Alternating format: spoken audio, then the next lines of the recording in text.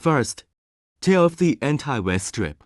Paste it along the edge of the rim protector on the backside. The effect is like this. And you can paste the anti-wear strip just below this position.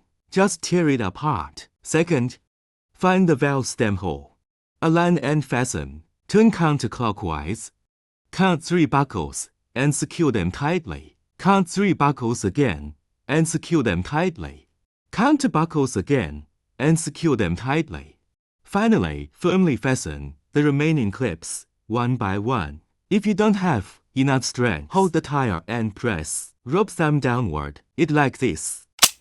If you are at the bottom and are not motivated, you can drive the car forward or backward. Let the bottom buckle go up. Just make sure each one clicks in. Finally, let me tell you how to disassemble it. Put your finger on the buckle. A downward pulling motion. Don't pull horizontally. You can't pull it apart by pulling it flat.